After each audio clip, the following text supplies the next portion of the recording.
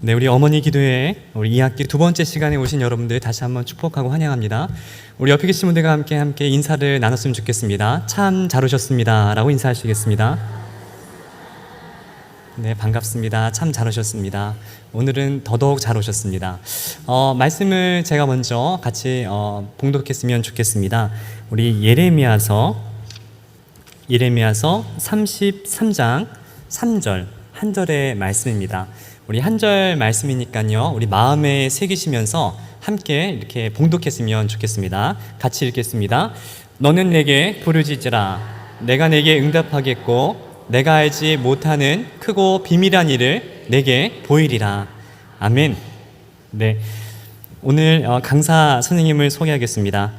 소개가 따로 필요가 없을 것 같습니다. 우리 예전에는 정말 우리 대한민국 안방을 웃음으로 또 이렇게 감동으로 이렇게 함께 하셨던 우리 김정식 우리 개그맨 선생님이셨고, 또 하프타임 이후에는 또 후반기에는 하나님의 스포트라이트를 받으시면서 또 빛과 소금의 사역을 잘 감당하고 계십니다. 특별히 감사드릴 것은 이 희귀병 아이들을 위해서 항상 애쓰시고 계시고요. 또 서울기독대학교에서 또 사회복지학과에서 또 화학을 가르치는 일도 하고 계십니다. 또 파주에서 현재 예원교회를 담임하고 계시는 정말 너무나 바쁘셔서 제가 사실 작년에 모시려고 했다가 너무 바쁘셔가지고 모실 수가 없었어요. 그래서 이제 1년 반 만에 정말 귀하게 모시게 되었습니다. 그래서 우리 목사님 나오실 때에 큰 박수로 환영해 주시면 감사하겠습니다. 우리 감사 박수 드리겠습니다. 할렐루야, 반갑습니다. 안 반가우세요?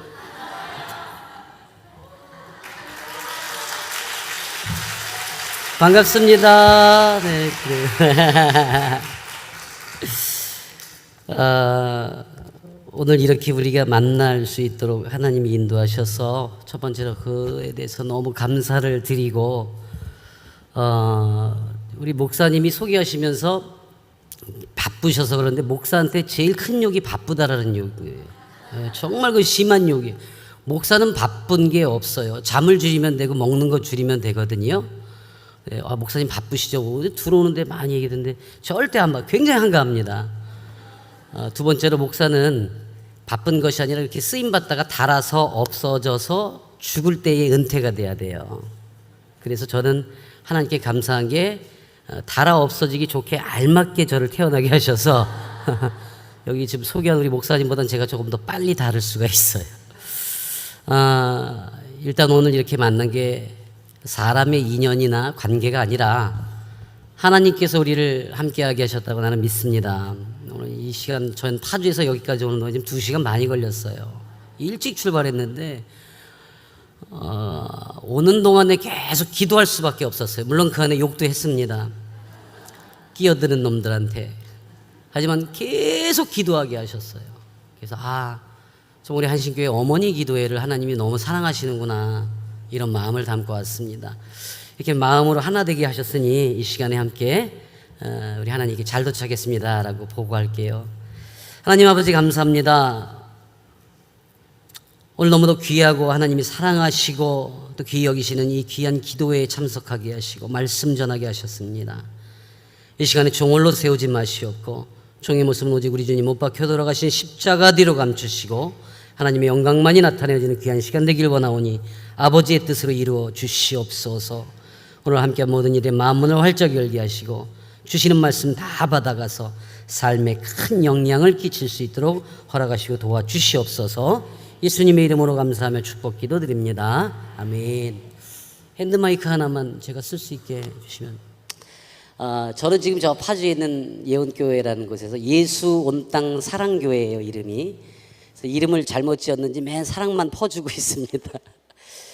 한신교회 이렇게 돼야지 한 마음으로 믿는 사람들이 모이는데, 원래 이게 한신 이쪽이 그 동네 이름이었었죠, 예전에. 저도 여기 자주 왔어요. 예배당 앞쪽으로 한신 포차. 근데 지나고 나면 그땐 몰랐는데 지금 보면 한신교회를 놓고 계속 기도하는데, 무슨 그 한신 어떤 뜻일까요? 하나님 한 마음으로 하나님 한 분만을 섬기는 그러한 어떤 좋은 이름이더라고요. 너무 감사합니다. 두 번째로 이제 여기 같이 집회하기 결정을 하고 오늘 출발해서 자유로를 딱 타는 순간에 이제 두 번째 은혜는 후회를 했다는 거예요. 괜히 약속했어.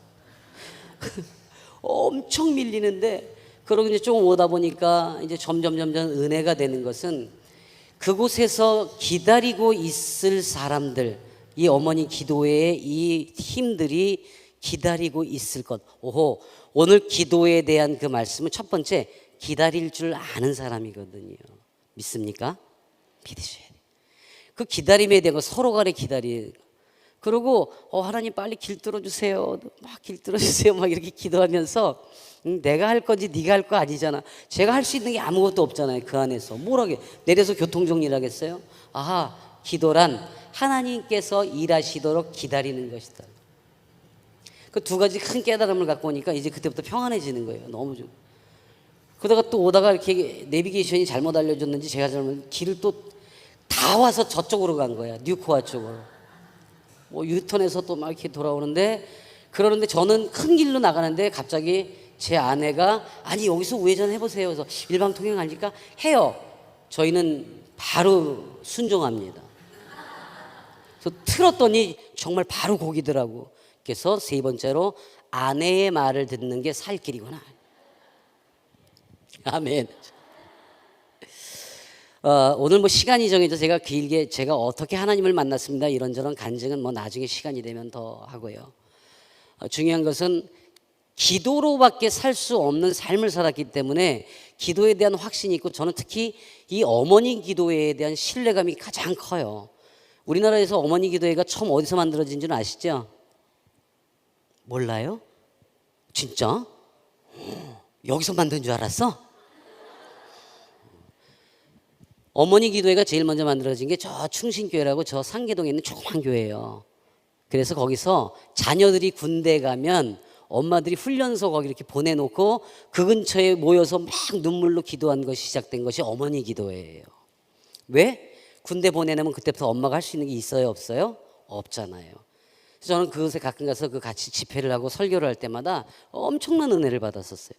그래서 어머니 기도에 대한 그 감동은 늘 갖고 있습니다. 왜 어머니의 기도, 아내의 기도를 중요시 여기는가? 제가 지금 이 자리에 서 있는 것 자체가 아내의 기도였었어요. 저는 지금 저 파주에서 장애인들 그리고 또 그 장애인의 자녀들을 같이 함께 어울려서 살아가고 있습니다. 방송생활 20년 하고 딱 접고 곧바로 장애인 일을 시작을 했어요. 왜냐하면 너무너무 능력에 비해서 먹고 사는 게 막 값지니까 이것을 갚기 위해서 그렇게 시작을 했는데 이 모든 것이 정말 그 아내의 눈물의 기도가 저를 이 자리에 서게 한 거예요. 저는 어려서부터 하나님을 만날 수 없는 집안에서 태어났어요. 또 물론 저도 모태신앙이긴 합니다. 모태무당신앙이라고. 우리 집에서는 그 어머님이 이제 제가 초등학교 2학년 때 혼자 되셔서 정말 그 아들인 저를 자식이자 남편처럼 생각하고 같이만 살았어요. 거기다가 어머님이 고생하신 걸 보고 자랐기 때문에 어머님 말씀을 거역할 수도 없었고 그러니까 자연히 우리 집에서는 무슨 교회 교자 하나님의 하자만 해도 난리가 납니다. 그래서 우리 집에서는 하품할 때도 이렇게 하면 큰일 나요. 근데 그런 집안에서 저희 아내가 시집을 왔는데 저희 아내는 뭐 당시엔 저보다 훨씬 더 유명했던 사람이 이제 피아니스트였었고 저는 개그맨이었었고 그래서 그 당시에 유명했던 피아니스트 이미애가 저희 집사람인데 뭐 그때는 그랬고 지금은 이제 또 그 아내예요. 같은 아내인데 그 기자들이 오죽했으면 그렇게 신문 기사에 냈었어요. 개그맨하고 피아니스트하고 결혼한다니까 바보 온달과 평강공주의 만남 이렇게 해서 저는 그때 처음 알았어요. 내가 평강공주라는 거를. 바보 같은 여자니까 나한테 시집을 왔겠죠. 근데 우리 집에 시집을 딱 와보니까 얼마나 황당하겠어요. 우리 어머님은 새벽마다 새벽 4시만 되면 한겨울에도 목욕제기 하시고 곱게 머리 빗고 그리고 우리 집에는 이렇게 그 무당집에 걸려 있을 만한 그 그림들이 있고 뭐 촛불에 염주에 뭐 그 향에 24시간 자식 잘 되라고 그냥 새벽마다 그 테이프까지 틀어놔요. 그리고 그쵸. 보리쌀을 줄라냐 쌀을 줄라냐 뭐 이런 거 있잖아요. 밤새 틀어놔요. 근데 그런 집에 이사를 시집을 딱 왔으니 얼마나 황당하겠어요. 왜냐면 저희 집사람은 정말 하나님을 잘 섬기고 믿고 심지어 자기가 연주회를 하고 앵콜곡이 나오면 꼭 하나님을 찬양하는 곡을 연주하는 정말 신실한 사람인데 얼마나 황당했겠어요. 한 일주일 지나서 시집 와서 어머니한테 어머니 우리 그러지 말고 예수 만나 교회 가요. 어떻게 됐을까요? 난리 정도가 아니고 우리 어머님은 나를 뭐로 생각한다고? 남편같이. 그러니까 얘는 첩이야. 어디 첩이 감히. 그 올감이라는 영화에 있었잖아요. 비슷해. 그러니까 곧바로 우리 어머님은 뭐 거칠 것 없이 머리끄댕이부터 잡습니다. 뭐 사정없이 잡아요. 근데 참 나는 그 당시 믿지 않는 사람이고 믿을 수도 없었지만 전 그때 그 고민과 생각이 뭐냐면 예수쟁이들은 다 미련 맞은가? 왜냐면 한 일주일 지나면 또 그래. 어머니 우리 교회 가요. 2년이 막. 전 지금도 너무 하나님께 감사한 게 머리숱 많은 여자한테 장가간 거예요. 제가 한 번은 그랬어요. 그래서 너무 답답해서 그러지 마라. 어머님 혼자 자식 홀로 키우시고 이날까지 왔는데 엄청 고생. 우리 어머님은 한여름에도 여기 손에 동상이 걸릴 만큼 고생을 하셨어요. 저 키우느라고. 뭐 제가 방송 시작할 때는 이 뼈 마디마다 썩어 들어가는 희귀병에 걸려서 이렇게 오그라들기 시작했단 말이에요. 그러니까 그걸 보고 자랐으니까 어머님 편이 될 수밖에 없었고 만에 하나 어머님이 야 너 나 택할래? 네 마누라 택할래? 뭐라고 그랬겠어요 그때는. 어머님 택할 수밖에 없지. 왜냐면 그때는 하나님이 주신 지혜가 없으니까. 그게 제가 그랬어요. 앞으로 한 번만 더 이렇게 분란 만들면 이혼하자. 처음으로 그랬어요. 그때 입술을 꼭 닫고 더 이상 그 얘기는 그다음부터 없어. 근데 생각해 보세요. 믿지 않는 사람들의 어떤 그게 공통적인 게. 자, 아들, 딸 잘 낳고 저는 막 방송에서 승승장구하고 그 새벽마다 어머님이 보리쌀을 줄란가 하고 있고 그 저는 그것 때문에 잘 된다고 생각해서. 저는 20년 동안 단 한 번도 방송을 해서 인기가 내려가거나 그 흔한 스캔들 한 번 있었던 적이 없어요. 뭐 예를 들자면은 뭐 도시의 천사들 뭐 기억하시죠? 그것도 제가 한 뭐 4년, 5년 뭐 군인들 나오는 동작 그만도 한 3, 4년 했고 머리 쪼매고 저 이경영 꼬마 신랑 엄마 뭐 이랬던 것도 몇 년. 또 혼자서도 잘해요라는 그 프로가 있어요. 어린이 아침마다 거야 할 거야. 이거 MC를 제가 10년을 했어요. 거기다 요 뉴코 극장에서 매년 여름방학 겨울방학마다 제 영화가 항상 붙었죠. 홍길동이다 뭐다 해서 항상 붙었어요. 그러니까 20년간 인기가 내려가 본 적이 없었어요. 그러니까 저는 그때도 어머님의 그것이 영향이 있다라는 생각을 했었고 아무 근심 걱정 없다고 생각해요. 그런데 중요한 것은 미래가 없다라는 미래가. 자, 여러분들은 미래가 있어요, 없어요? 어디에 있어요? 하늘에 있어요. 하나님 만나면 너무 행복해요. 근데 믿지 않는 사람들은 미래가 없으니까 어디다? 자식한테만 미래를 둬요. 그러니까 허건날 우리 어머님은 나 끌고 다니면서 그렇게 저 무당집이나 점집에다 묻는 것도 똑같아. 이 다음에 우리 아들이 커서 뭐가 될까요? 맞춘 놈 하나 못 봤어. 나 목사 된다는 사람이 하나도 없었잖아. 제 아내가 입술을 닫은 대신에 정말 목숨을 걸고 기도를 시작한 것이 어떤 영향이 있었는가? 저는 아무것도 모르는 상태에서 아내가 힘들어하고 이럴 때마다 그런 일을 했었어요. 그냥 누군지는 모르지만 상대는 모르지만 하나님을 모르니까 그냥 어딘가에 앉아서 기도할 때가 있어요. 우리 아들이 칠삭동이었어요. 태어나자마자 인큐베이터에 들어갔는데 병원에서 놓고 나가라고. 얘는 가망이 없다고. 근데 그 아이를 붙들고 병원 복도에서 대상이 누군지 모르지만 우리 아이만 낳게 해주면 내가 착하게 살까요? 근데 우리 아이는 낳았어요. 근데 저는 착하게 안 살았어요. 연예인이랍시고 껄떡거리고 살았겠지요. 이런 일들을 계속 반복했는데 그것은 나는 아무것도 몰랐는데 어느 날인가 잠을 자려고 제가 딱 누웠는데 저는 꿈엔들 생각도 못했던 예수님이란 분이 내 눈앞에 나타나신 거예요. 얼마나 놀랬겠어요. 그 집사람을 옆에 보니까 자고 있는데 깨우려고 하는데 손이 움직이지를 않아. 목소리가 나오지를 않아요. 겁은 나고 너무 겁이 나고 당신 누구요? 그랬더니 그분이 하시는 말씀이 이제 너와 나와의 모든 약속이 끝났다 그러세요.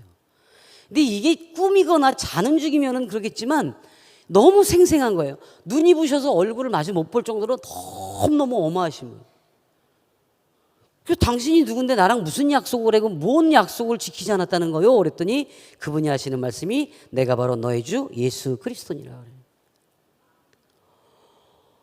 막 그 순간에 막 눈물이 나고 막 콧물이 떨어지고 막 덜덜덜 떨리는데 그 와중에도 저는 또 그런 생각이, 웃기기까지 하는, 너무 기가 막히니까. 왜냐면 이 양반이 한국말을 하잖아. 내가 알아들었으니까. 지금이야 이게 영적인 대화라고 생각하지만 그 당시에는요 너무 겁이 나기도 하고 그러니까 너무 무서운 거예요. 그래서 내가, 아니 당신은 내가 알지도 못하는 분인데 내가 무슨 약속을 했다는 겁니까? 라고 딱 질문하는 순간에 내 눈앞에 영화 필름처럼 너무 선명하게 그 지나온 세월 동안 내가 어딘지 모르게 그냥 우리 아들 붙들고 했던 것도 기도였고, 이것을 하나님께서 들으셨고 이미 그것을 응답하셨다라는 겁니다. 아주 어렸을 때에 어머님이 힘들까봐 제가 학교에 가서 뭐 공부를 하던 무엇을 하던 이때마다 그때마다 지혜를 주시고, 내가 했던 것이 혼자 중얼거린 것이 그냥 혼잣말이 아니고 하나님이 이미 선택하시고 듣고 일러주시고 다 해결 응답 주시는 기도였었다라는 겁니다. 여러분이 살아오시면서 해왔던 모든 것, 물론 지금 이 자리에 계신 분들이 기도의 생명을 아시지만 그렇지 못한 분들께도 꼭 전해야 되는 것이, 지금 이 순간에도 그들을 향해서 하나님은 계속 기도하기를 듣기를 원하고 계시는 걸 믿으시기 바랍니다. 전하셔야 돼요. 이게요, 내가 살아오면서 그럼 지금까지 방송국에서도 그렇게 잘 되고 뭐 했던 거, 이런 게 모든 게 그때마다 하나님이 간섭을 해주셨구나. 근데 나는 그것을 약속을 지켜본 적이 없는 정말 죽어 마땅한 사람인 거예요. 근데 그 순간에 우리 엄마가 탁 떠오르는 거예요. 그래서 제가 따졌어요. 나 예수님하고 싸운 사람이야? 따졌어. 도대체 당신네들 종교는 무슨 종교길래, 내가 만약에 교회 가면 우리 어머니 돌아가신다, 당신네 종교는 불효자식 만드는 종교로 따졌어요. 그때 그분이 하시는 말씀이, 어짜요 네가 그것까지 염려하느냐 그러세요. 좋습니다. 어머님이 허락하면 못 갈 게 없죠. 그 순간에 그분께서 제 온몸에, 정말 제 온몸에 막 이만하게 막 한 30cm씩 막 혹이 붉어져 있는 것들을 한 손으로 이렇게 어루만지시면서, 이제 이것이 너와 나와의 마지막 약속이다. 정말 이게 온데간데 없어지고 깜짝 놀라서 이제 일어나가지고 집사람 막 깨웠어. 얼마나 놀랬겠어요, 생시에. 그러니까 집사람이 일어났는데 내가 뭐 땀, 눈물, 콧물 흘리고 있으니까 놀래가지고 왜 그러냐고. 근데 좀 더 뻥을 섞어야 더 놀랄 것 같아. 그래갖고 내가 자려고 누웠는데 예수라는 분이 나타나서 내 배에 올라타고 목을 조르면서 너 이놈의 새끼 교환 가면 죽여버릴 거야 막 이랬다고, 협박했다고. 근데 저희 집사람이 굉장히 착해요. 그럼 평상시 이런 얘기를 했으면 나를 딱 떠다밀고 나한테 자기야 요즘에 정말 피곤한 게 많아, 바빠서 그랬어, 헛것을 봤어. 왜냐면 너무 무섭고 두려우니까 그 소리가 필요했는데, 오히려 그 소리를 했더니 나를 탁 떠다밀더니 침대 밑에 내려서 무릎을 꿇더니 펑펑 우는, 바닥을 치면서 우는 거야. 그러면서 하나님 감사합니다, 하나님 이제 우리 가족을 구원하셨습니다 막 펑펑 우는 거야. 그 밤 새벽에 막 소리를 지르고 남편 죽게 생겼다는데 그렇게 막 감사하다고. 그래서 야, 보험을 많이 늘어났나 이 생각까지 했어요. 나중에 안 사실이지만 어머님께 머리끄댕이 잡히고 남편한테 핍박받고 이혼하자는 소리 듣고 입술을 닫은 대신에 그 지나온 7년이라는 세월 동안 밤이면 밤마다 목욕탕에 들어가서 수돗물을 틀어놓고 무릎에 피멍이 들고 피가 나도록 기도를 했다는 거예요. 혹시라도 남편이 들을까, 시어머니가 들을까, 뭘 조여가면서 눈물의 기도를. 여러분, 피아노 치는 사람이 손톱이 빠질 정도로 바닥을 긁고 기도를 7년간 했답니다. 하나님께서 그 기도의 응답을 주시고 생뚱 알지도 못하는 내 눈앞에 직접 나타나요. 자, 여러분 살아오면서 예수님을 직접 만난다고 생각해 보세요. 어떤 분이 어떻게 해서 목사 되셨어요? 라고 묻는 분들이 계세요. 제가 한결같은 대답은 멱살 잡혀 끌려왔습니다 그래요. 그 아내의 기도가 남편을 이 자리까지, 그 세상 좋은 거 다 내려놓고 이 자리까지 있게 했어요. 그런데 더 소중한 것은 그 아내의 기도가 하나님께서 들으시고 응답하신데 정직한 목사를 만들어주세요. 섬기는 목사를 만들어주세요. 우리 아까 목사님 소개할 때 우리 예원교회를 담임하고 있다고 그러셨는데, 우리 교회는 담임 제도가 없어요. 제가 대표 성도일 뿐이에요. 섬기는. 죄송하지만 우리 교회는 월급도 안 나와. 그래서 장애인들이 모여서 예배드리고 기도드리는 그 교회를 섬길 수 있도록 가장 가장 좋은 곳에, 가장 기쁜 곳에 하나님이 저를 보내시게 한 것도 아내의 기도의 응답이었음을 나는 믿습니다. 얼마나 우리 장애인 교회하면 얼마나 좋은지 아세요? 제가 막 뭐라고 야단쳐도 말대꾸를 안 해요. 농아인들이라. 그리고 내가 막 뭐라고 약 올리고 도망가도 못 쫓아와요. 휠체어 타고 있어서. 그리고 막 이렇게 뭐 얘기하다가 좀 지루해서 내가 싹 밖에 나가서 커피 마시고 가도 몰라요. 시각장애인들이. 여러분, 이렇게 좋은 교회가 어디 있어요? 그러니까 있는 그대로 하나님 말씀 그대로 전하면 그대로 들어요. 그대로 하세요. 그리고 우리 예원교회 성도들의 그 기도가, 우리 흔히 기도빨 그러잖아요. 기도빨. 대단합니다. 그 장애인들이 몸부림치면서 기도하는 그 모습은 이루 말할 수 없어요. 제가 처음에 방송을 그만두고 미국에 이제 유학을 갔다 와서 곧바로 이제 그 안에 이제 우리 어머님이 치매가 있었고, 이거는 이제 예고편, 나중에 우리 또 좋은 기회 있을 때 그때 이제 함께 은혜를 나누도록 하고, 처음에 장애인 사역을 시작한 게 어떻게 된 건가? 저는 제가 목회를 하게 된 것조차도 하나님이 그들을 사랑해서 저를 보내셨다고 믿습니다. 또 연예인이 된 것조차도 내가 잘나서 잘해서가 아니라 하나님께서 지금 이렇게 쓰시려고 연예인을 만들었다. 지금은 그렇게 생각을 하고 있어요. 장애인들은 태어나면서부터 마음에 상처가 있죠. 근데 더 깊은 상처가 뭐냐면, 같이 가족들과 살다가 형제자매 중에서 누군가 시집 장가를 갈 때가 되면 그때서야 시설로 보내요. 그러니까 가족한테 버림받았다는 생각 때문에 마음 문을 잠고 절대 열지를 않아요. 어떤 사람이어도, 어떤 목사님이 가셔도 절대 마음 문을 안 열어요. 근데 이제 제가 가면 텔레비전에서 본 사람이 왔단 말이에요. 그럼 내가 누군지 알겠냐? 그럼 안 돼요. 나는 당신을 모르지만 하나님께서 당신을 너무 사랑하셔서 나를 이렇게 심부름 보냈다. 하나님이 자기를 아니. 그런다고. 그럼 내가 여기 어떻게 왔냐고. 그럼 막 너무 신기하죠. 막 이렇게 만져도 보고 손도 만져보고 그래요. 개그맨이었으니까 얼마나 우스웠겠어. 그럼 막 만져요. 그럼 제가 손을 잡고 우리 같이 기도할래요? 그러면 기도해달래요. 그러면 싹 끌어안아요. 하나님 아버지 감사합니다. 기도가 되겠어요? 안 돼. 하나님 아버지 감사합니다. 그때도 눈물이 터져요.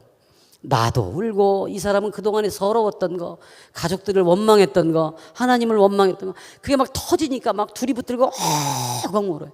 한 20분 30분 그냥 하나님 감사합니다 그러고 울어요. 그렇게 한참 울다가 딱 눈을 떠보면요, 기가 막힌 것은 우리 둘이 끌어안고 기도하고 있었는데 온 방 안에 어디서 왔는지 장애인들이 막 내 바지가랑이를 붙들고 있고 붙들고 늘어져요. 앞 못 보는 사람은 더듬더듬 거리고 오고, 다리 없는 녀석은 엉금엉금 기어오고, 땡글땡글 굴러와가지고 그 휠체어 바퀴를 붙들고 울고, 자기들도 기도해달라고. 그곳에서 하나님 기도가 시작돼요. 뜨거운 기도가, 눈물의 기도가 시작.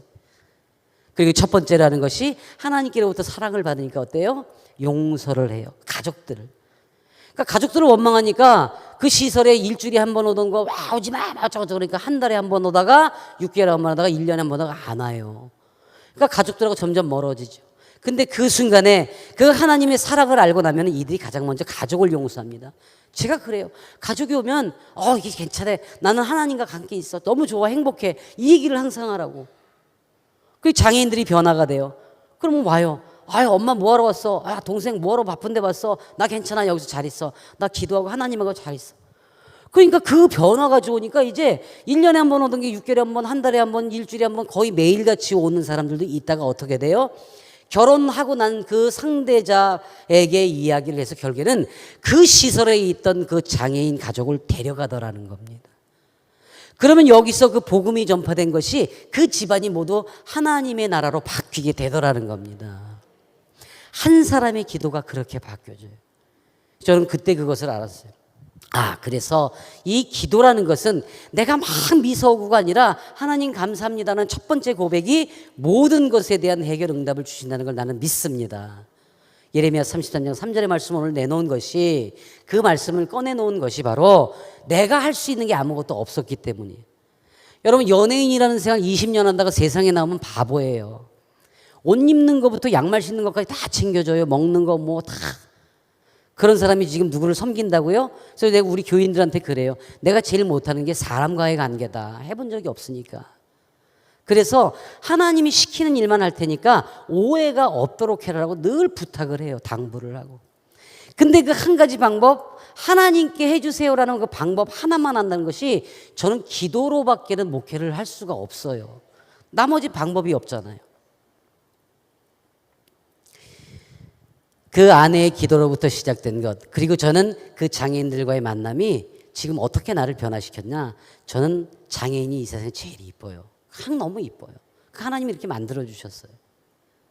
심지어는 우리 장애 아이들이 그 부모님들과의 관계에서 어려워지는 경우가 이제 자폐가 있거나 지적 장애가 있거나 발달 장애가 있을 때 소통하기가 참 어렵습니다.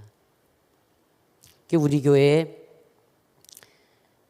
아주 심한 그 자폐하고 발달 장애가 있는 지적 장애 아이가 있었어요. 중학교 1학년짜리 하나가 있었어요. 그러니까 이 녀석이 교회를 오면 저 뒤에 있는 막 그 화분을 막 집어 던지고 막 자기한테 집중이 안 되거나 막 이러면 폭발합니다. 근데 우리 교회에서는 특별한 게 있어요.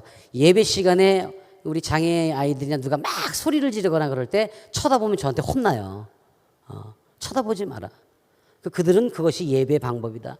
여러분 찬양하다가요, 자폐 아이들이 막 찬양하다 은혜 받잖아요. 막 이 위로 막 뛰어다녀요. 막 공중을 뛰어다녀요. 저는 그걸 은혜라고 표현합니다. 하나님이 만주시다고 저는 믿습니다. 왜 혼자 이러고 있다가 막 뛰어다녀봐요. 근데 그걸 말리면 안 돼요. 너무 기쁜 거예요. 자, 그 중에 한 아이가 그렇게 폭력적이고 그 엄마도 못 알아보고, 근데 모든 교인들이 그 아이를 위해서 기도할 뿐이에요. 우리 기도합니다. 그런데 어느 날 이 녀석이 예배를 마치고 식사 교제를 하려고 그러는데 접시에다가 밥하고 반찬도 듬성듬성 담아가지고 에어컨 밑에서 갑자기 엄마 그러고 불러요. 평소에 엄마를 아는 척도 안 하고 이러던 아이가 엄마 그러고 불러요. 모든 사람들이 깜짝 놀라서 봤어요. 얘는 엘리베이터 밑이 에어컨 바로 밑이 제일 시원하다고 생각돼. 거기 서서 엄마 오라고, 밥 먹으라고. 모든 교인이 깜짝 놀라고 그 정작 본인 엄마는 눈물을 그냥 서서 흘리는 거예요. 자기 아들이 중학교 갈 때까지 한 번도 그래 본 적이 없는 아들이 엄마라고 크게 부르고 엄마 먹으라고 밥을 들고 서 있어요. 아무도 가르친 사람이 없어요. 기도만 했는데 하나님이 만져주신 거예요. 눈물을 흘리면서 막 가갖고 와서 그 눈물을 흘리면서 그 밥을 먹어요. 이때부터 이 아이가 변하기 시작합니다. 막 예배에 참석하고요. 그리고 어느 날부터 앞에서 이렇게 주보주는 안내가 그렇게 부러웠던 모양이에요. 교회에 있다가 주일날 이 녀석이 앞에서 그리고 우리 교인이 아닌데 지나가는데도 주머니에다도 막 집어넣어요. 너무 기특하잖아요. 그래서 제가 붙들고 있어요. 상수야, 우리 이렇게 지나가면서 이렇게 올 때 오시는 분한테 샬롬, 그러고 할렐루야 이렇게 한번 해봐봐. 근데 그건 어려운가 봐, 못해요.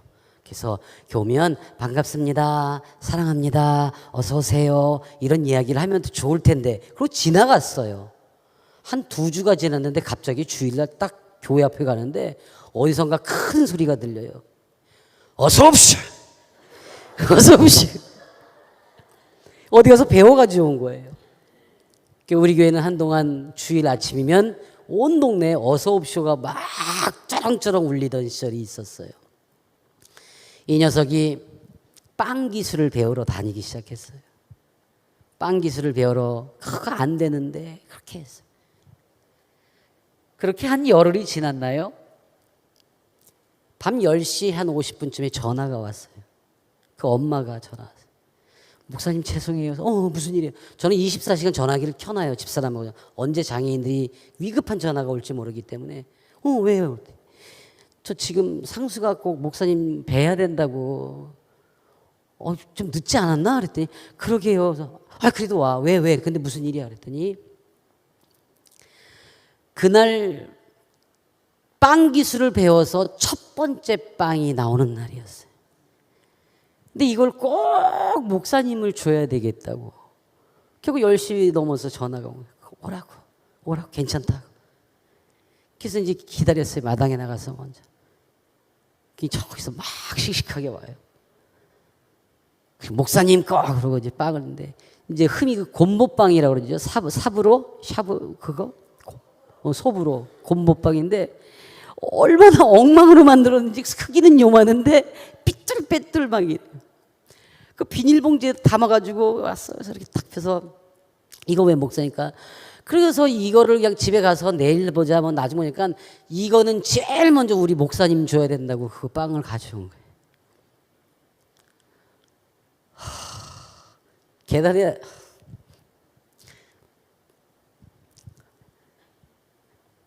계단에 앉아서 이걸 탁 깨보는데 와 이게 하나님이 내주신 만나인가?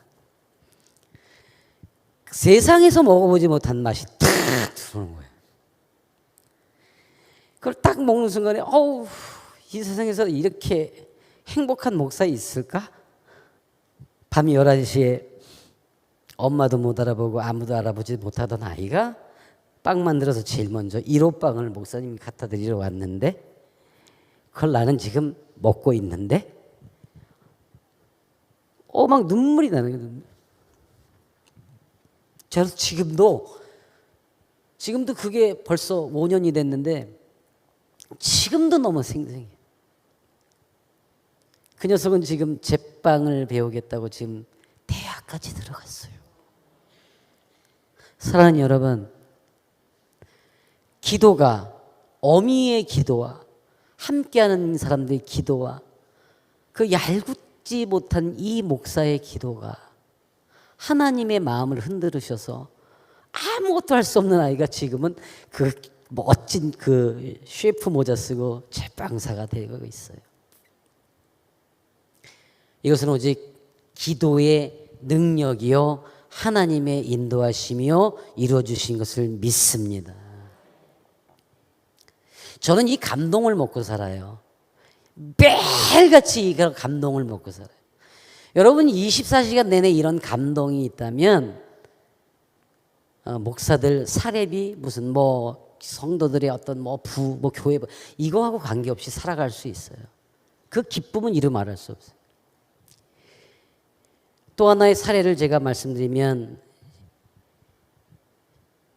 제가 그 강의를 하고 있는 학교에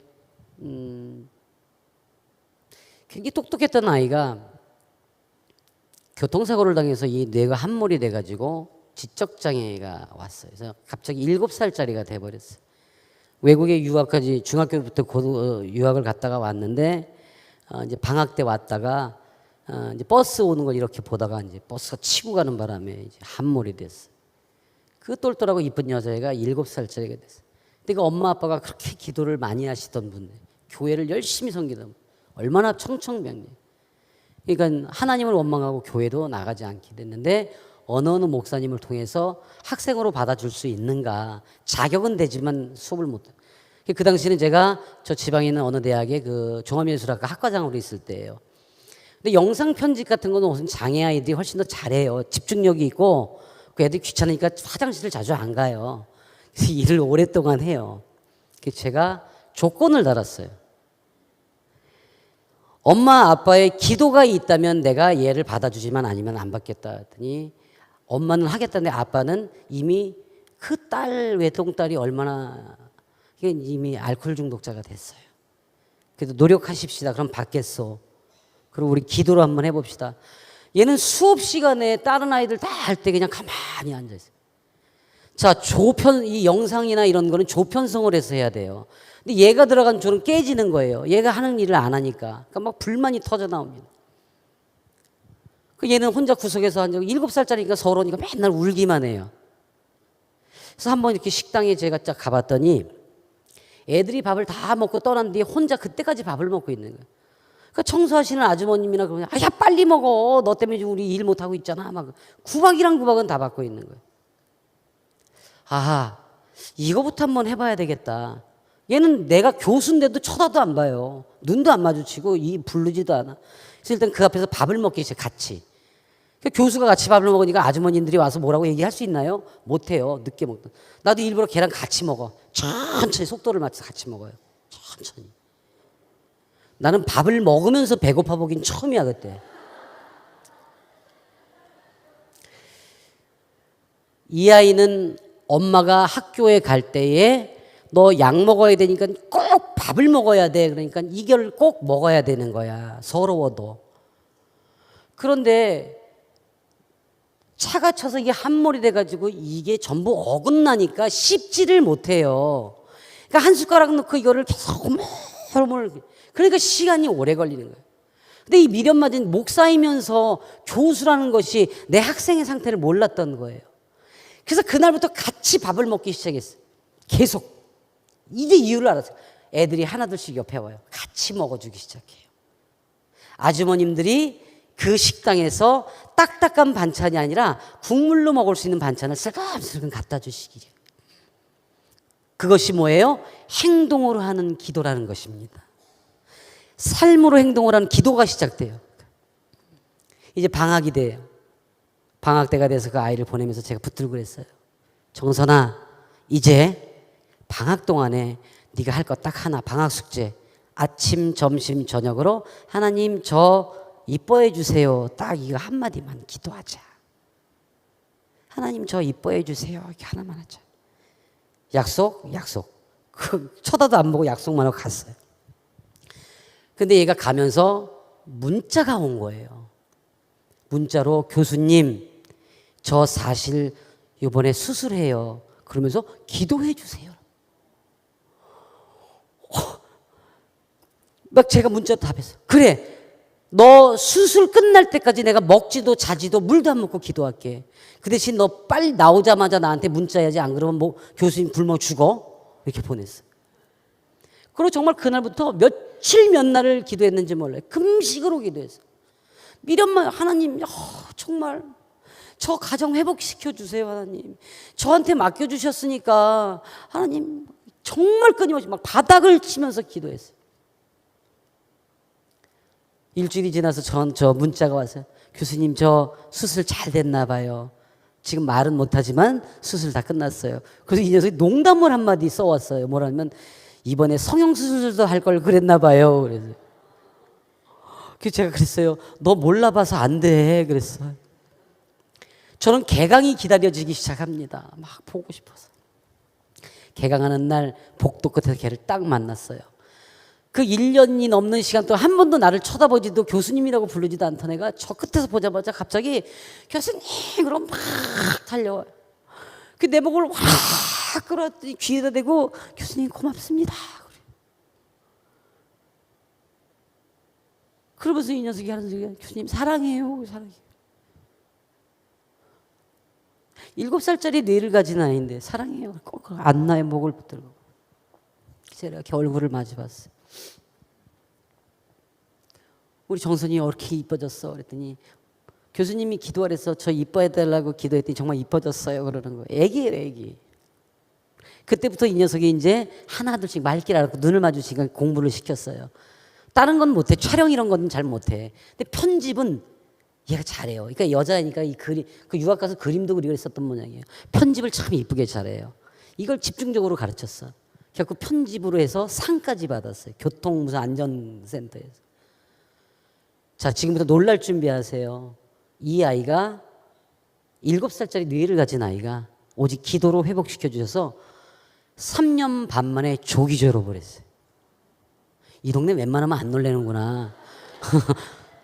여러분 3년 반 만에 조기 졸업하려면 그 과목을 엄청나게 들어야 돼요. 점수가 떨어지면 안 돼요. 그래서 이 녀석이 영상 편집으로 지금은 장애 아이들을 가르치는 일을 하고 다니고 있어요. 자, 그 엄마, 아빠 어떻게 됐을까요? 다시 기도와 교회를 섬기는 정말 그 교회에 무슨 일만 있으면 그렇게 떡을 해가지고 가요, 아빠가. 그러니까 뭐냐면 자신은 날마다 잔칫날이래요. 그래서 옛날에 잔칫날 떡을 하잖아요. 하여간 학교에 무슨 일이 있고 얘가 졸업하고 나서도 무슨 날만 되면 기억했다 떡을 보내주셨어요. 그 기도가 한 아이의 생명을 살리고 하나님이 붙잡아 주시니까 한 가정이 되살아나더라는 겁니다. 이렇게 하루하루가 감동일 수밖에 없어요. 자, 하나만 더 제가 하고 기도의 기쁨에 대해서 좀 더 나눌게요. 지금 우리 교회는 그 장애인들도 섬기고 있지만 또 그들이 일을 할 수가 없어요. 그래서 그들이 일을 할 수 있는 회사를 만들기 위해서 10년간 기도하면서 왔어요. 그래갖고 지난달에 저 남양주에 있는 어느 회사에서 10억을 투자해서 장애인 회사를 만들어 주셨어요. 나 거기 공장장이요. 근데 하나님이 그것을 이루어 주셨기 때문에 제가 무엇을 해야 될까 준비해서 제가 제일 먼저 그 사장하고 그럼 한번 연구해 볼게요 하자마자 제가 운전면허 학원 가서 운전학원 가서 포크레인하고 지게차 운전면허를 땄어요. 그 사장을 두 번째 만났을 때 그걸 딱 내밀고 나 이것까지 땄는데 회사 차려주지? 그래서 할 수 없이 차려줬어요. 놀라운 것은 그 10년의 기도가 어떤 열매냐. 이 사람이 사실은 개성공단의 공장을 갖고 있다. 그때 쫓겨나면서 맨몸을 해서 빚을 졌어요. 43억인가를 졌는데 결국 불량자가 됐는데 어렵게 거기서 그 일을 하고 있었는데 이번에 뭐 빚 탕감하는 뭐가 하나 생겼잖아요. 경기도에 1호가 돼서 그것을 다 탕감받았어. 그랬더니 그게 얼핏 맨날 술로 살다가 생각해 보니까 어머님이 언젠가부터 어머님이 권사님이셨어요. 그러니까 돌아가시기 전까지 그렇게 자식들을 위해서 기도했던 게 생각이 나더래요. 그래서 이렇게 찾다 보니까 자기 형 친구 중에 하나가 목사인데 보니까 장애인들을 섬기고 있더래요. 그래가지고 저한테 연락이 온 거예요. 그래서 그 비탄감 받은 걸 그대로 돌려주고 싶다고 그래서 세워졌는데 우리 교회 장점이 뭔지 아세요? 누워 있어도 일을 할 수 있어요. 그러니까 그 일을 하기 위한 회사가 아니라 장애인을 고용하기 위한 회사예요. 그래가지고 뭐 장애인들 모여서 건축 같은 거 아파트 지을 때가 안전망 만드는 회사인데 우린 거기에 들어가는 거 안전벨트로다가 이렇게 한 띠만 챙기면 돼요. 또 재봉틀도 할 수 있고 하는 사람들이에요. 우리는요 점심시간이 2시간이에요. 점심 먹고 1시간 동안에 막 춤도 배우고 그림도 배우고 다 해요. 그 출근 시간도 지 마음대로 해요. 그 시간만큼 하고 가면 돼요. 월급은 일반인들하고 똑같아요. 그리고 자녀나 부모님이랑 같이 출근해도 돼요. 그 옆에 거기서 같이 밥 먹고 그냥 놀면 돼요. 쉬고 싶을 때 아무 때나 쉴 수 있고 간식이 잔뜩 있어 아무 때나 먹을 수 있어요. 나는 무슨 컵라면을 간식이라고 생각하고 12개 먹는 사람 처음 봤어. 하나님이 이루어 주십니다. 믿으십니까? 그 어려운 게 다 이루어지는데 그래서 지금 우리가 또 하나 시작한 것이 바로 무엇인가 하면 제일 중요한 거 이제 교회가 해야 되는 것 장애인 부모의 자녀들이 보호를 못 받아요. 법적으로 지원하는 것도 없어요. 그러니까 부모가 지적 장애인이고 이렇게 만나면 아이가 장애가 없는데 생활 장애가 와요. 환경적 장애가 옵니다. 말이 어눌해지거나 지능이 떨어지는 경우. 또 애들을 데리고 어디 못 가니까 애들이 사회적으로 자꾸 격리가 돼요. 그러다 보니까 어떤 현상이 일어나요? 학교에서 왕따를 당하고 점점 처지게 됩니다. 이거의 시작은 우리 교회 그 뇌병변 장애에다가 하지 장애가 있는 1급 장애인이 계세요. 근데 와이프가 지적 장애가 좀 심해서 좀 폭력을 휘둘러요. 그러니까 그래서 쫓겨나 가지고 아이들이랑 목욕탕을 전전하는 아빠를 누가 신고를 해줘서 우리 교회로 모시고 왔어요. 근데 그 집 아들이 초등학교 4학년입니다. 근데 이 녀석이 얼마나 거친지 또 아빠 때문에 자기가 학교에서 무시당하고 왕따당하니까 서러움하고 원망이 여기까지 차 있는 거예요. 이 녀석이 한 번은 그 아빠한테 그러더래요. 내가 20살 돼서 어른 되면 제일 먼저 아버지하고 아버지 친구 같이 사는 장애인 둘 다 죽여버릴 거라고. 아버지가 와서 그 얘기를 막 울어요. 목사님 어떻게 해야죠? 밖에 나가서 막 얘는 뭐 그냥 폭행, 폭력 막 그 초등학교 4학년짜리. 그래서 그 아이를 붙들고 이야기가 얘기가 안 돼요. 그때부터 시작한 게 이거예요. 그래서 그 녀석과 그 아이들 장애인 자녀들을 데리고 여러분 농아인 같은 경우에는 듣지를 못하고 보기만 하니까 텔레비전에 예쁜 옷이 나오면 입히면 이쁠 것 같잖아요. 겨울왕국에 나오는 그 파란색 드레스 있죠. 이거를 입혀서 학교에 보내면 애가 성합니까? 근데 이쁘니까 그걸 입혀서 보낸 거예요. 근데 애가 울고 왔어요. 막 놀림당하니까. 근데 애가 설명을 해도 엄마가 몰라요. 모자를 빠뜨려서 애들이 놀렸나 보다. 이런 모자까지 씌워 보냈어요. 그러니까 애가 막 이제 학교 안 간다고, 유치원 안 간다고. 그런 아이들을 모아서 이제 우리 안 사람이 소풍이라고 작은 바람을 그래가지고 애들 데리고 뭐 여기도 가고 저기도 엄마 아빠가 못 해주는 걸 대신하고 대신에 엄마 아빠가 너한테 관심 있고 사랑 있어서 이렇게 연락해 주셔서 우리가 하는 거야라고 항상 이야기를 합니다. 여러분 햄버거 가게 갔는데요. 햄버거를 초등학교 1학년짜리가 3개를 12초 만에 먹는 거 봤어요. 처음 먹어보는 거야. 아빠 엄마랑 가본 적이 없는 거예요. 여러분 피자 큰 거 대짜 있잖아요. 이걸 혼자 2판을 먹는 애도 봤어요. 책방에 데리고 갔는데 책 골라 그러니까 가만히 서 있어요. 한 번도 책을 골라본 적이 없는 거예요. 이렇게 1년간 해서 이제 14개월이 됐는데 어떤 놀라운 것이 일어났는가. 아이들이 모여서 기도하고 그 섬기는 기도에 의해서 이 아이들이 부모들에게는 부탁한 것 딱 하나. 아이를 위해서 기도해라. 아이를 위해서 기도해라. 그거밖에 할 게 없다. 지금 바뀐 아이들 지난 5월달 4월달에 그 아빠 죽이겠다라던 그 녀석이 이제 5학년이 됐지요. 장애인의 날 아빠를 주제로 글짓기를 해갖고 대상을 받았어요. 중학교까지 얘는 장학금이 나와요. 그렇게 변했어요. 그리고 지금 예배 때는 항상 아빠 휠체어 옆에 이렇게 항상 붙들고 앉아서 예배를 드려요. 교회에서 가장 인사성 밝은 아이로 바뀌었어요. 이게 바로 기도의 응답입니다. 사랑하는 여러분, 기도는 기쁘게 하셔야 돼요. 기쁜 마음. 이미 했다, 됐다. 전 저희 집사람이 기도하는 것 중에서 가장 지혜로웠던 게 뭐냐면 시어머니하고의 가까워지는 방법.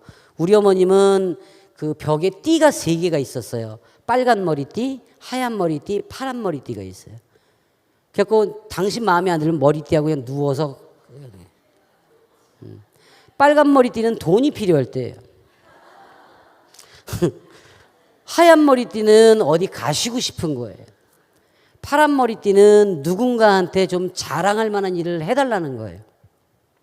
그러니까 우리 어머님의 뭐 친구 뭐 이렇게 되는 분들이 뭐 엄마를 꼬셔가지고 아유 우리 여기 저기 경로당에 뭐 텔레비전이 필요하고 뭐가 필요하고 막 그러면 그땐 파란 띠 메고 딱 누우세요. 그러면 어머니 뭐가 필요하세요? 빨간 띠 딱 매면은 이제 용돈 뭐 이런 게 있어요. 그런데 어머님이 교회도 안 가시고 여러 가지로 힘들게 하고 아내도 힘들게 하고 한 번 싸고 누우면은 안 일어나세요. 근데 안 되는 게 있잖아요. 포크레인 3대를 사달래 어느 날은. 그리고 파란 띠를 매면 이건 누군가가 또 장난질을 한 거거든. 그게 안 돼. 될 때까지 누워 계셔요. 물론 우리가 안 볼 때 드실 거 다 드십니다. 그 이제 아내한테 못마땅한 것도 있고 그러니까 전현이 우리 집안을 말아먹은 거야. 저것이 들어오기 전까지는 내 아들이 전 진짜 봉투를 뜯지도 않고 갖다 드렸었으니까. 어머님이 싸고 누우면 집사람은 기도를 해요. 근데 기도하다가 걸리면 혼나니까 옆에서 막 이렇게 청소하는 척하면서 하나님 우리 어머님 용돈 많이 드릴 수 있도록 아범이 더 일 잘 되게 해주세요. 그러니까 어머니 막 자는 척하고 있는데 하나님 우리 어머님 이번에 저 필리핀 여행 갈 수 있도록 날씨도 좋게 해주시고 건강하지 못하면 못 가시니까 건강하게 해주세요. 요즘 아파서 매일 누워 계셔서 어디 못 가실 것 같아요. 벌떡 일어나세요. 왜 못 가 내가? 그러니까 기도는 기쁨의 결과로 하시면 돼요. 제가 그 어머님들의 기도 중에서 가장 멋진 기도를 하나 받은 적이 있어요. 저 군산에 있는 전주에 있는 어느 교회 집회를 갔는데 막 기도를 열심히 하는데 그 맨 앞에 나와서 한복 입고 막 부흥회 때 했잖아요. 막 할렐루야 막 그런 너무 밝은 분이 계세요. 근데 그걸 보고 이제 집회 끝나고 있는데 그 목사님 저 이 몇몇 분들 상담을 좀 해달라고. 제가 이제 사회복지학을 했으니까 그래서 예 그랬는데 보니까 그 맨 앞에서 할렐루야 했던 그분이 오셨어요. 그래서 왜요? 그랬더니 아들이 초등학교 4학년, 저 3학년인데 학교에 갈 때마다 그렇게 돈을 뺏기고 매를 맞는다는 거예요. 그러니까 얘가 맨날 터지고 오는 거예요. 그러니까 아예 얘를 하루에 5,000원씩을 줘서 보낸대요. 그러니까 만나면 그냥 미리 주라고. 그러더니 그게가 이제 막 그게 안 되니까 집에 와서 이제 폭력으로 바뀌는 거예요. 막 집어 던지고 막 그러고 막 난리를 부리는 거예요. 죽는다고 어린 것이. 그런데도 그냥 하나님만 믿고 그냥 할렐루야 교회에서 이렇게 봉사를 하는 거예요. 내가 그랬어. 참 속도 좋다. 애가 그러니까 제가 할 수 있는 게 없고요. 그건 정답이다. 좋다. 그러면 할 수 없어서 무엇을 하고 있을까? 교회가 하나님께 매달린대. 봉사하고 헌신하고.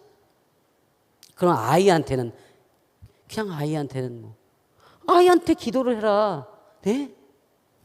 아이가 싫어해도 끌어안고 기도를 해라. 학교 갈 때 끌어안고 하나님 믿습니다. 지금 이 순간에 성령이 함께 동행하여 주시옵소서. 세상이 지금 얼마나 험악해요. 나가는데 그냥 보내? 아니야. 교회 가서 매달리는 거 맞지만 아이를 향해서 하나님이 동행하는 걸 알려줘야 된다. 갔다 들어오면 승질나니까 애가 신발 막 벗고 이럴 때 강제로 끌어안고 기도해라. 하나님 감사합니다. 무사히 보내주셔서 지금도 함께 하심을 믿습니다. 이거를 계속 기도해라. 그러니 거기 왔어요. 그리고 한 2달인가 3달 지났는데 전화가 왔어요. 그 할렐루야 그 집사님이에요. 목사님, 뭐, 다, 왜, 그러니까, 우리 아들이 변했어요. 우리 교회가 변했어요. 뭐냐? 그랬더니, 간증을 하는데, 이 아이한테 정말 막 땡깡 부리고 끌어안고 지금도 함께 동행하심을 믿습니다. 동행하여 주시옵소서, 늘 함께하여 주시옵소서 기도했더니, 이 아이가 어느 날 학교를 가는데 맨날 의뢰로 돈을 주고 얻어맞고 그랬는데, 딱 가는데 형들이, 중학교 형들이 딱 섰고, 야, 똑같이 일로 와. 그랬더니 얘가 안 가고 딱 그러더래요. 형들 이거 나쁜 짓이에요. 하나님이 싫어하세요. 그러더래. 얘들이 볼 때 얼마나 웃겨. 이게 일로 안 와? 일로 와. 형 나쁜 짓 그만하세요.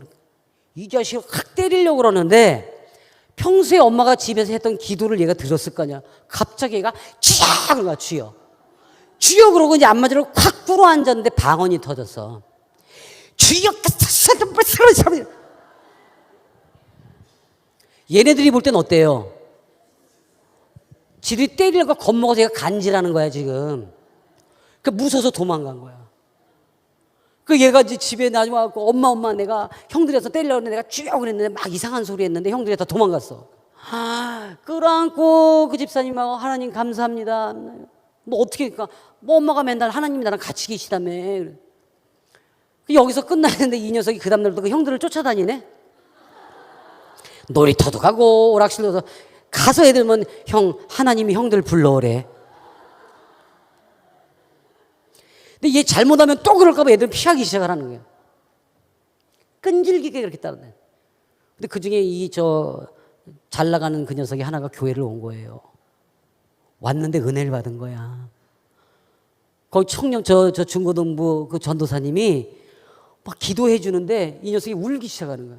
왜냐면 자기를 위해서 하나님 우리 누구누구를 위해 기도합니다. 누구누구를 위해서 기도합니다. 이 아이를 위해서 어떻게 해주시고 이 아이를 어떻게 해주시고 계속 기도하잖아.